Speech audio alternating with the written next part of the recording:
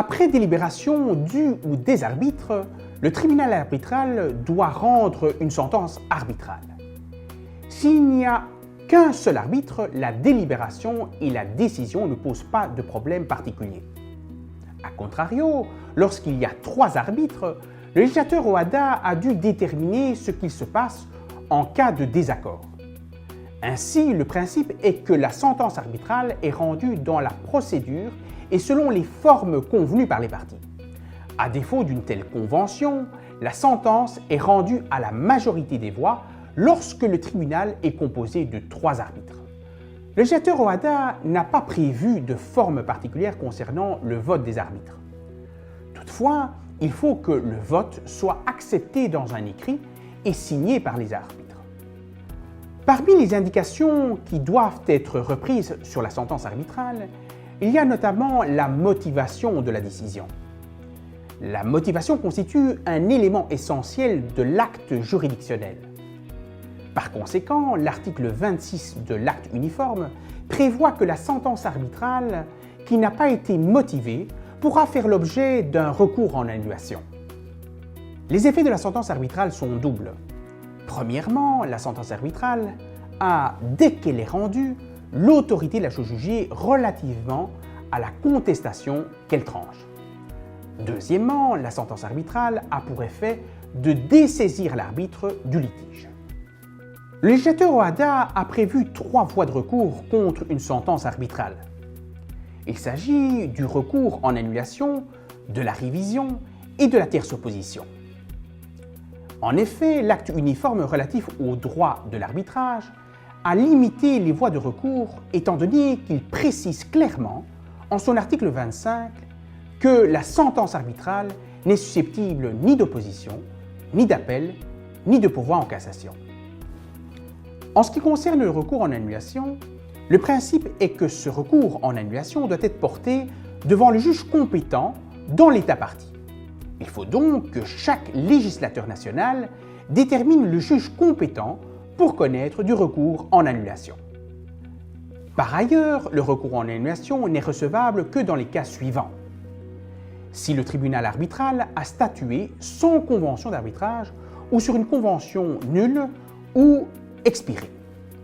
Si le tribunal arbitral a été irrégulièrement composé ou l'arbitre unique irrégulièrement désigné. Si le tribunal arbitral a statué sans se conformer à la mission qui lui a été confiée. Si le principe du contradictoire n'a pas été respecté. Si le tribunal arbitral a violé une règle d'ordre public international des États signataires du traité. Si la sentence arbitrale n'est pas motivée. En tout état de cause, le juge étatique, saisi d'un recours en annulation, ne peut pas réviser le fond de la sentence arbitrale. Il est important de préciser que le recours en annulation est recevable dès que la sentence est rendue. Il cesse de l'être s'il n'a pas été exercé dans le mois de la signification de la sentence munie de l'exéquatur. Le fait d'exercer le recours en annulation contre la sentence arbitrale a pour effet de suspendre l'exécution de la sentence arbitrale jusqu'à ce que le juge compétent ait statué, à moins que l'exécution provisoire de la sentence n'ait été ordonnée par le tribunal arbitral. Si le juge compétent décide d'annuler la sentence arbitrale, il revient à la partie la plus diligente d'engager une nouvelle procédure arbitrale. Le seul recours contre la décision du juge compétent est le pourvoi en cassation devant la CCJA, à savoir la Cour commune de justice et d'arbitrage. Outre le recours en annulation, il existe 2 autres voies de recours contre une sentence arbitrale.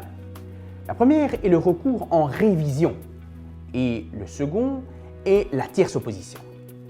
La sentence arbitrale peut faire l'objet d'une tierce opposition devant le tribunal arbitral par toute personne physique ou morale qui n'a pas été appelée à la cause et lorsque cette sentence préjudicie ses droits.